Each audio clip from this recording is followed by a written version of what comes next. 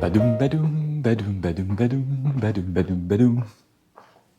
Salut les amis! Bon, ça y est, je me décide enfin, je lance le projet T16.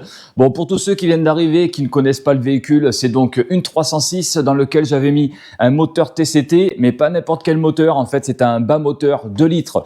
HDI, donc dedans il y a vilebrequin, bielle, piston, donc piston raboté, surmonté d'une culasse TCT avec turbo et tout le bazar, enfin tout ce qui va bien. Donc là, dans cet épisode, ce qu'on va faire, c'est qu'on va sortir le moteur, on va tout contrôler. J'ai dû faire à peu près 2000 km avec ce montage-là, mais avant de lui mettre une culasse 16 soupapes, on va d'abord s'assurer que le bas moteur est en bonne santé. Bah ouais, parce qu'un bas moteur HDI qui tourne à l'éthanol avec la pression du turbo, tout ça, bon, elle tourne bien, mais bon voilà, je pense que ça serait quand même plus judicieux de tout contrôler avant de lui mettre 400 chevaux. Voilà, donc écoutez, c'est parti, on lance le démontage maintenant. Allez, go! Les phares sont enlevés, la calandre, tout ça, j'ai tout viré. J'ai même commencé à démonter l'échangeur d'air avec le radiateur d'huile qui est au-dessus. Hein, donc j'ai viré en fait toutes les vis qui maintiennent des pattes. Tout ça, voilà, tout est enlevé. En dessous, pareil, j'ai tout viré. Donc en fait, à l'époque, hein, j'avais fait des équerres pour installer l'échangeur d'air. Et puis ensuite, j'avais remis des pattes pour pouvoir poser le radiateur d'huile directement sur le dessus. Ici, pareil, j'ai commencé à défaire les colliers. Donc là, l'échangeur, il est prêt à être enlevé. Le radiateur d'huile, je pense qu'il va falloir que je mette un bac à vidange. Sinon, je vais me retrouver avec de l'huile partout. D'ailleurs, on peut voir que là, il y a une belle fuite. Alors, l'échangeur, il serait censé venir facilement. Alors, je dis bien censé parce que tu sais comment ça se passe. C'est toujours plus ou moins une galère. Ça serait bien que là, ça se déboîte facilement. Normalement, c'est censé venir. Voilà. Voilà, Thomas, ne casse rien. Ok. Ici, pareil. Voilà, impeccable. Bon, on va essayer de se défaire le radiateur d'huile. Alors bien évidemment, c'est du 27, sauf que du 27, j'en ai pas, j'ai soit 26, soit 29. Alors c'est un peu couillon, mais bon, je fais avec ce que j'ai. Et j'ai peur qu'il soit un petit peu trop serré. Ah bah celui-là est venu, impeccable. Alors celui-ci, j'espère que ça va le faire. Ouais, nickel, impeccable. Objectif numéro 1, ne pas en mettre partout. Alors ça, c'est pas gagné. Oh yes. Là, je vais défaire toute la traverse avant. Je vais certainement vous passer tout ça en accéléré parce que je sais pas combien de temps ça va me prendre. Il n'y a pas beaucoup de vis, mais bon voilà, il y a un petit peu de faisceau à enlever, tout ça. Donc je voudrais pas trop que ça soit chiant et long.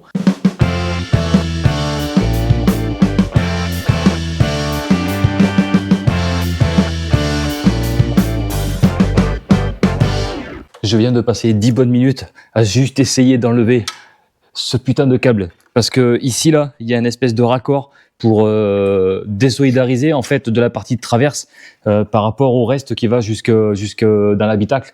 Et je me suis galéré, je viens de passer au moins 10 minutes. C'est un enfer.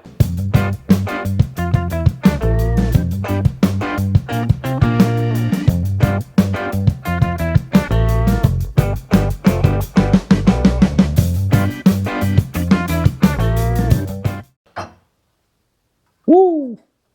Allez, ça c'est fait. Bon, pendant que l'huile s'écoulait des tuyaux, j'en ai profité pour défaire les deux tuyaux, les deux gros coudes là de suralimentation qui me gênaient devant. Et là, je vais pouvoir maintenant vidanger le radiateur.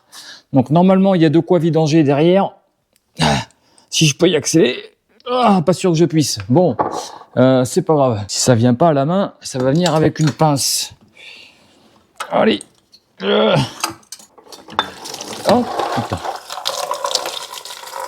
Bon voilà, bien évidemment, je l'ai carrément enlevé, donc bah ouais, forcément, ça a coulé partout. Bon, j'ai enlevé les deux durites d'eau qui viennent sur le radiateur, j'ai laissé le spalt dessus. Voilà, comment en mettre partout en 2 minutes. En même temps, avec le tout petit bac que j'ai, hein, c'était pas étonnant. Hop, ok. Bon, j'ai démonté quelques éléments hors caméra, histoire de faire un petit peu de place. Donc, c'est tout le système de suralimentation que j'ai enlevé. Donc, ça, c'était un kit que j'avais commandé à l'époque sur AliExpress. Bah, sincèrement, ça a quasiment fait le taf. Ça, c'est une dump valve Forge. Donc, je crois que c'est un des rares trucs qui est pas chinois hein, que j'ai sur la 306. Ça, c'était le récupérateur d'huile homemade. Mais bon, voilà, je l'avais vidé il y a pas très longtemps. J'ai fait une sortie et à une vingtaine d'accélérations, le truc il est moitié rempli. Donc ça, c'est pareil, hein, ça va dégager. Ici, là, je voulais vous montrer la modification qui avait été faite en fait sur le support d'alternateur et tout ça. En fait, c'est 2 points de fixation qui sont là. Sur le bloc en fait XU10, ils y sont, mais sur le bas moteur de Hitra HDI, en fait, ils y sont pas. Donc j'ai dû repercer en fait des trous derrière pour me prendre sur des points de fixation qui existent sur le bloc diesel. Donc voilà, bon, ça fait le taf, hein, ça tient, hein, mais ça fait partie des modifications qu'il faut faire également. Et là derrière, hein, vous pouvez voir la plaque qui a été faite sur mesure. Alors je pense qu'on la verra mieux tout à l'heure parce que là ça va être sombre. Ouais, on va pas y voir grand chose. Je vous la montrerai après. Je vais démonter toute la partie calculateur faisceau et je vais vous montrer comment c'est fait dedans. Bon voilà, le Speeduino, hein, comment je l'avais installé en fait dedans. Alors ça me plaît pas, c'est fonctionnel, hein, sincèrement ça marche, hein, mais en fait ça me plaît pas parce que à la longue, je pense que l'humidité tout ça peut rentrer dedans et puis enfin non, ça me plaît pas du tout. J'avais laissé les petites étiquettes, hein, comme ça je peux me repérer encore pour le futur montage.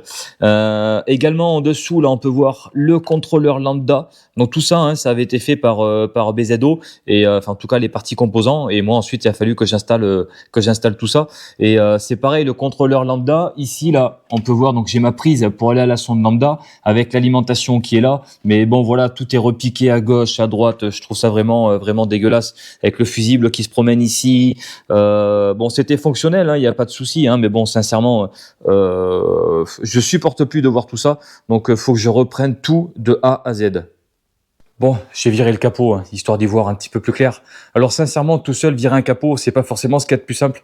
Mais bon, on finit quand même par y arriver. J'ai réussi déjà à pas le faire tomber. Bon, je l'ai posé comme ça, un petit peu à l'arrache, hein, mais bon, je m'en fous parce que vu l'état dans lequel il est, toute la peinture est fanée, tout ça, donc voilà. Qu'est-ce que je voulais vous dire? Ouais, du coup, j'ai viré toute la partie faisceau qui traînait, qui était ici devant. Qu'est-ce que je voulais vous montrer? Ouais, il y a des endroits en fait où j'avais repiqué sur le faisceau d'origine pour venir alimenter en fait la MacValve qui est là.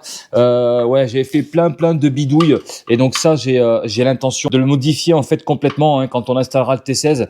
Je ferai certainement un faisceau sur mesure histoire de faire quelque chose de beaucoup plus propre que le faisceau d'origine qui est vraiment pas beau du tout. Bon allez, on va commencer par se virer le collecteur d'admission. Donc là pareil, hein, c'est pas un montage de TCT, c'est un montage XSI que j'ai modifié un petit peu pour pouvoir y mettre le papillon du XSI. Si ça veut bien venir, ça serait bien. Alors attends, Thomas, réfléchis 2 secondes. Voilà. Ok, et ça normalement ça vient tout seul. Ici on a la jauge d'huile, donc ça c'est pareil, hein, c'est une jauge d'huile avec son tube, avec son puits. C'est du HDI, hein, ça aussi il a fallu que je modifie, hein. Il a fallu que je coupe là pour pouvoir l'adapter parce que normalement il y a une espèce de patte mais qui vient se fixer sur la culasse du litre HDI. Donc ouais, du coup j'ai dû faire quelques modifs. On va s'enlever la rampe. Donc là c'est censé venir gentiment. Olé, voilà, impeccable. Ce sont des injecteurs 440 cm3, donc des Bosch, des vrais Bosch, hein, pas des copies chinoises. Allez, on va s'enlever le papillon. Donc là, normalement, le papillon, il est censé venir. Ok, et eh bien il était bien collé. Allez, forcément, je l'avais monté à l'époque à la pâte à joint. Oh, tu vois, regarde, quand on dit qu'il faut pas en mettre beaucoup de pâte à joint, je pense que j'avais fait un peu le cochon quand même. Hein. Bon, il n'y en a pas une tonne, hein, mais bon, je pense que juste un tout petit filet, ça aurait fait largement le taf. Hein. Parce que là, ouais, il y en a trop. Hein. C'est un risque à ce qu'après, ça parte dans le moteur. C'est pas cool. Le beau papillon de XSI, hein, qui effectivement est un petit peu plus gros en diamètre que celui de TCT. Voilà.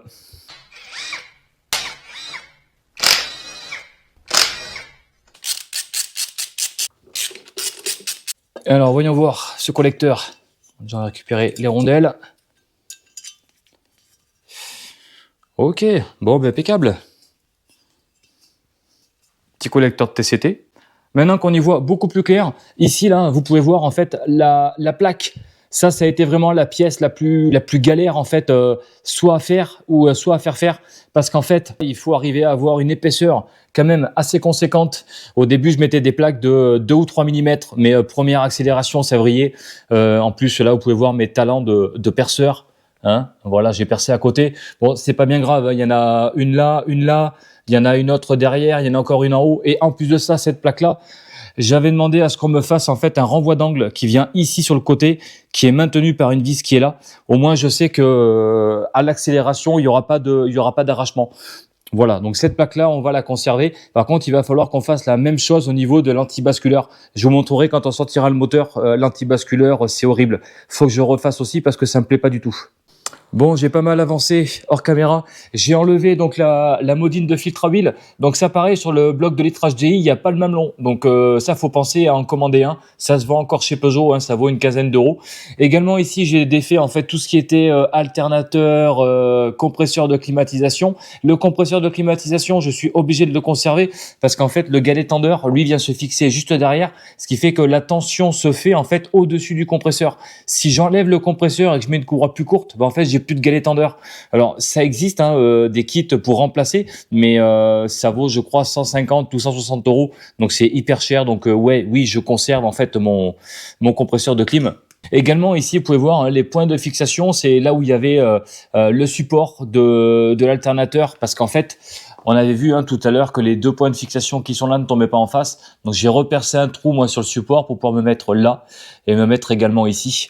Bon les amis, je suis obligé de vous couper la vidéo pour vous faire un petit moment publicité.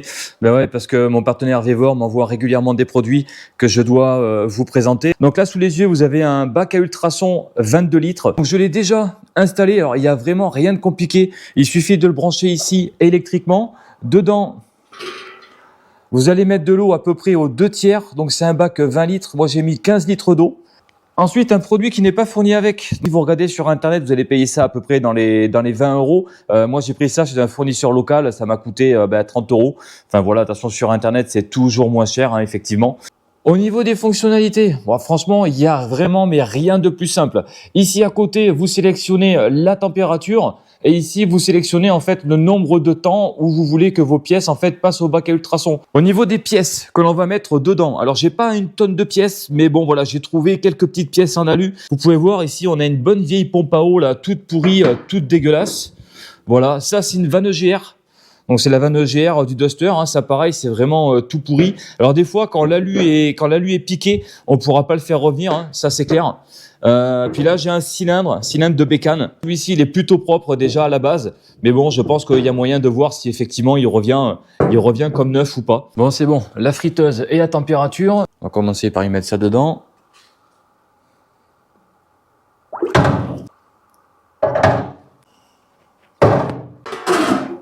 On remet le couvercle et maintenant on va lancer la friteuse pendant 15 minutes.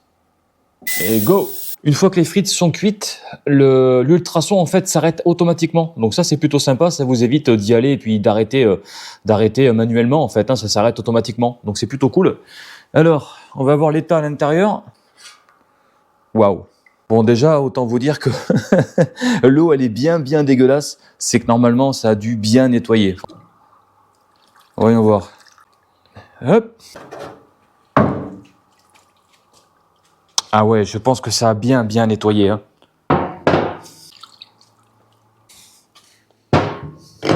Bon, le résultat est plutôt assez impressionnant. Parce qu'on peut voir la pompe à eau, elle était vraiment pourrie tout à l'heure. Et là, on peut voir qu'elle est bien revenue. Bon, bien évidemment, hein, comme je disais tout à l'heure, quand l'alu est un petit peu piqué, forcément, ça va pas revenir. Mais par contre, qu'est-ce que ça nettoie bien, quoi. C'est impressionnant. Regardez, ça, c'est la vanne EGR. Oh, elle était pleine de suie, elle était toute pourrie. Ah bah là, là, elle est presque comme neuve, en fait, la vanne. Ah non, franchement, impressionnant. Hein.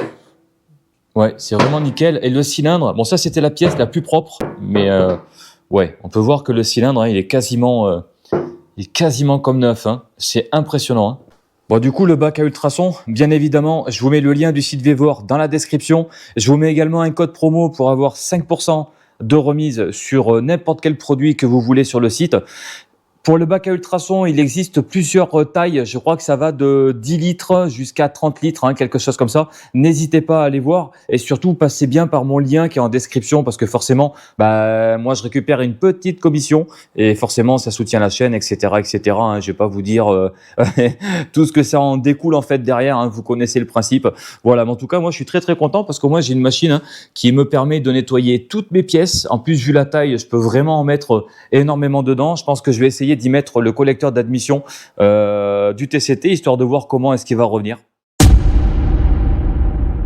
Cet homme est en convalescence depuis 10 jours, suite à une forte infection du Covid. Cet homme a dû aller puiser la force au fond de lui-même. Le démontage des trains roulants fut une rude épreuve. La tringlerie de boîte n'a pas résisté face à l'acharnement de cet homme. La ligne d'échappement a subi le même affront. Quant au support moteur, ils n'ont point donné résistance.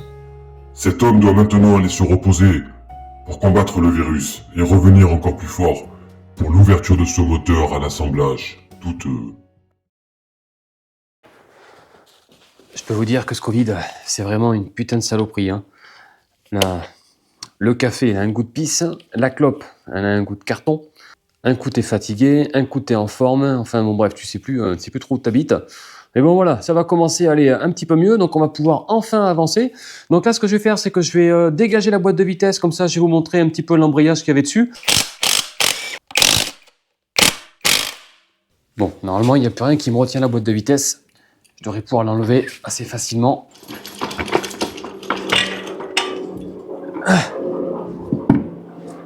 Là. Ok, bon, le plateau d'appui est défait. Donc c'était un disque amorti 4 patins de marque AP Racing. Bon, mais je crois que lui, il est mort. Hein.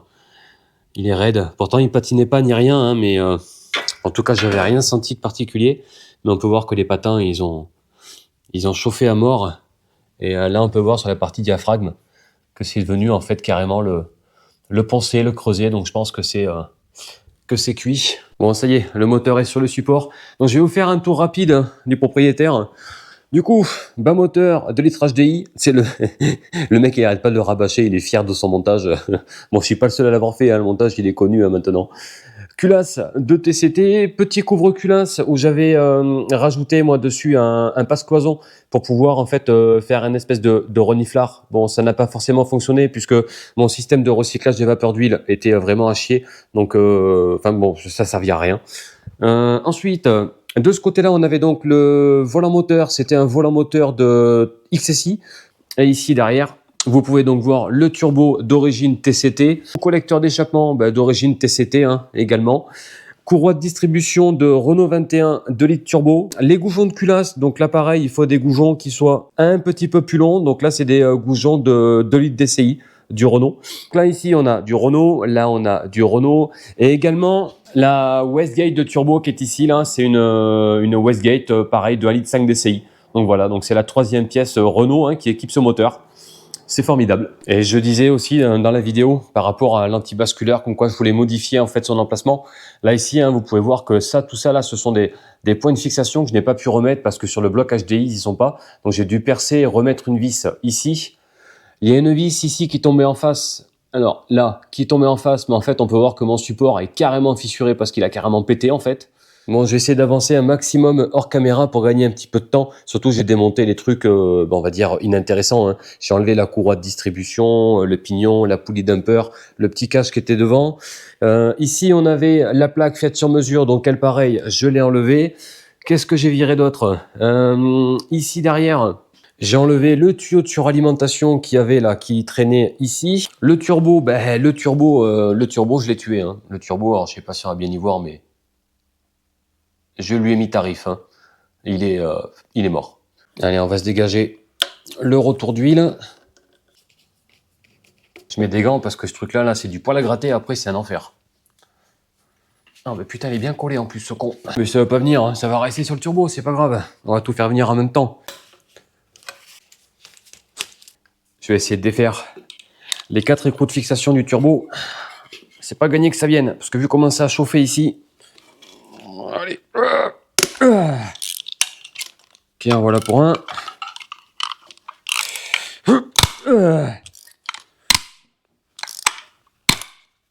C'est le cliquet qui lâche ou ça dessert? Ça vient pas avec le petit, ça va venir avec le gros. Voilà, nickel. Et ouais, c'est que ça chauffe tellement à cet endroit-là que du coup ça a du mal à se desserrer.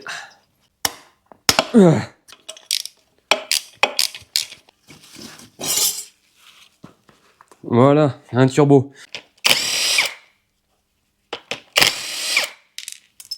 Allez. Voilà.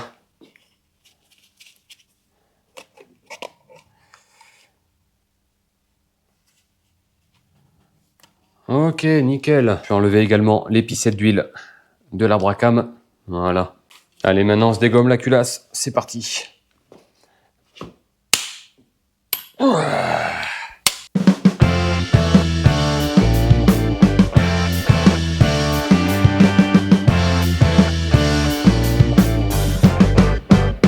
J'ai fait le bon élève. J'ai desserré ma culasse en croix. Comme ça, on me fera pas la remarque. Attention, magie, magie. Putain, elle est lourde. Alors allez, je vous laisse voir. J'espère que vous y voyez bien. Vous voyez, hein, c'est bien du HDI, hein.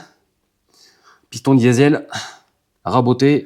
Ce qui pose problème sur ces culasses en fait de TCT, c'est que en fait entre le cylindre 2 et 3, ici là, le joint de culasse a tendance à fondre parce qu'en fait les deux soupapes d'échappement sont du même côté et l'échappement en fait a du mal à sortir, ce qui fait qu'on a une espèce de montée en température assez importante et c'est pour ça que beaucoup en fait ont ce phénomène de joint de culasse en fait à cet endroit-là. Donc on peut pas tirer énormément de chevaux à cause de la culasse. Bon, par contre, il y a certaines choses, c'est pas forcément une bonne nouvelle. Si vous regardez bien, à l'intérieur, en fait, c'est plein d'huile. Et c'est pas le fait d'avoir enlevé la culasse, puisque si on regarde sur les parois des cylindres, c'est pareil. Donc ce n'est absolument pas normal qu'on ait autant d'huile à cet endroit-là. Donc soit on a un gros souci de segmentation, ce qui m'étonne parce que du coup ça serait sur les 4 cylindres, ou soit c'est au niveau de la culasse où ça a merdé quelque part. Mais c'est pas normal qu'on ait autant d'huile. Et c'est pas le fait d'avoir enlevé la culasse, parce que si on regarde bien, il y a même pas une trace d'huile en fait qui traîne sur le joint. Donc pour moi on a vraiment un problème. Alors par moment la voiture elle fumait bleu quand je la laissais à l'arrêt et que je redémarrais derrière. Je me retrouvais avec un véhicule qui fumait bleu et je pensais que c'était le turbo, mais a priori, je pense qu'on a d'autres soucis, malheureusement. Allez, on va se défaire le carter d'huile. Donc le carter d'huile, hein, c'était celui de la XSI, hein, comme quoi tout est quasiment plug and play. Hein. Alors, je vais essayer de pas trop défoncer le joint, parce que comme le joint il est pas vieux, si je peux m'en resservir, ça peut être pas mal. Ok, donc là on peut voir l'intérieur. Alors tout ça, on pourrait croire que c'est de la limaille, hein, mais c'est pas de la limaille, hein, c'est la fonderie en fait de l'alu, hein, qui est comme ça. Donc là pareil, hein, c'est la pompe à huile du XSI, plaque anti-barbotage que j'avais moi sur le XSI, mais normalement ce n'est pas d'origine sur ce moteur-là. Ça provient certainement d'un XU10 J4RS, je pense, quelque chose comme ça, parce qu'il me semble que sur le 2 litres XSI, il n'y a pas de plaque comme ça d'origine. Il me semble.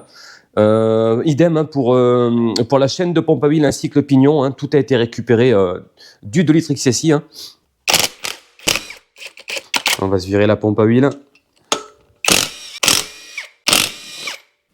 Alors, il me semblait que je pouvais enlever la pompe à huile sans défaire autre chose. C'est un peu serré, mais normalement c'est censé venir. Voilà, nickel. Allez, maintenant la plaque anti-barbotage.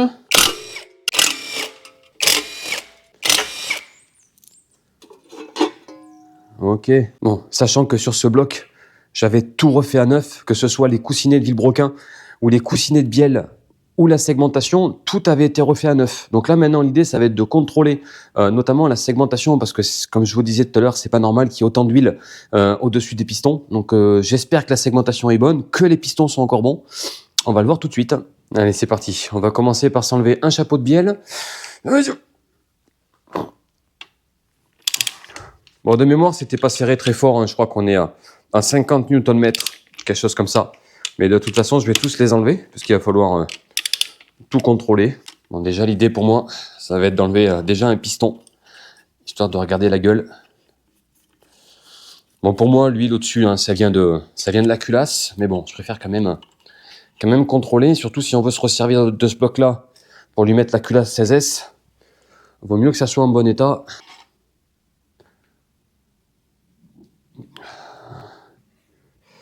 Ouais, j'ai l'impression que les coussinets ont mangé quand même. Hein. Ouais. Ça n'a pas l'air terrible. Hein. Bon, qu'est-ce que je peux vous dire que le coussinet l'a mangé. Ça, c'est sûr. 2000 bornes, avoir un coussinet dans cet état-là, c'est absolument pas normal. Et c'est pas juste la première couche qui est partie. Hein. C'est vraiment...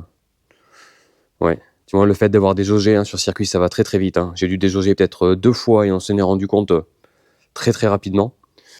J'ai l'impression que la segmentation, elle ne s'est pas usée comme il le faudrait. Je sais pas, ça fait bizarre.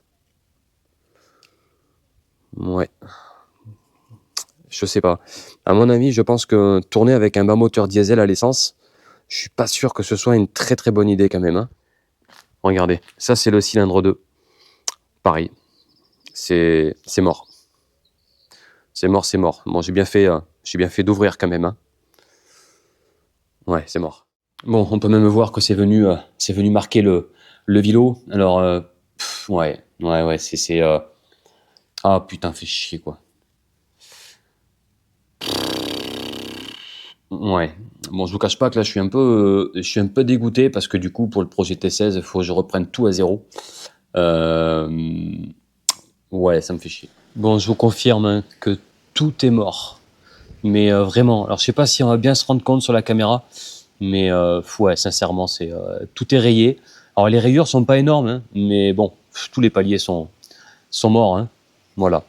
Donc ouais, je suis un petit peu dégoûté parce que j'avais absolument pas prévu ça. Alors tout ça, c'est pas dû à une mauvaise cote de coussinet ou quoi que ce soit, puisque quand j'avais fait le montage, j'avais tout passé au plastigauge. Donc il n'y avait pas de raison pour que ça n'aille pas. Mais bon voilà, hein, je pense vraiment que le fait de déjauger, ça ne doit effectivement pas arranger du tout. Donc ouais, tout est mort. Bon, et ben c'est pas cool. Bon, pour conclure, je reviens à mon histoire d'huile que j'avais tout à l'heure au niveau des pistons. En fait, si on regarde en dessous, là, j'ai positionné le premier segment, donc celui qui est le plus haut sur le piston, le pare-feu. Et j'ai bien une cote à 0,40, donc c'est ce que j'avais mis déjà l'année dernière. Je l'avais limé un petit peu pour être à 0,40. Par contre, celui-ci, le segment d'étanchéité, donc celui qui est juste en dessous, en deuxième position sur le piston, bah là, en fait, je comprends pas pourquoi, mais je me retrouve avec plus de 1 mm de jeu à la coupe. Là, j'ai une cale de 1 mm et j'arrive à la bouger. C'est juste impressionnant. Donc, ouais, je pense vraiment que passer un diesel à l'essence, ça marche un moment. C'est marrant, c'est rigolo, mais je pense qu'après, il y a beaucoup de choses. Il y a trop de contraintes. Voilà, je ne saurais pas comment expliquer, mais enfin, si. Disons que c'est fait pour fonctionner entre 3500 tours et 4000 tours, pas pour prendre 6500 tours. Hein. Enfin, voilà, j'imagine que ça. Alors, la partie cylindre en elle-même, tout ça, ça a l'air OK. Par contre, effectivement, tout ce qui est coussinet, le vilo, tout ça, bon, tout est mort. Hein. Et puis là, notamment, la segmentation. En plus, je sais plus ce que c'était comme marque, mais c'était pas trop de la merde. En plus, je crois que c'était démallé, les segments. Et dans tous les cas, j'avais tout contrôlé, le jeu à la coupe, quand j'avais fait le montage. Donc, le jeu à la coupe était bon à ce moment-là. Hein. Voilà. Donc là, on voit que c'est bien pourri, quoi. Voilà. Je suis un peu dégoûté. Mais bon, tant pis. On va repartir sur de bonnes bases. Bon. Et ben du coup un petit peu dégoûté, hein, moi qui voulais repartir avec au moins le bas moteur de litrage DI pour le projet T16, bah du coup c'est mort, hein, faut que je reparte de zéro, mais pas complètement de zéro. J'ai récupéré ça. Bas moteur complet de TCT. Allez, ciao!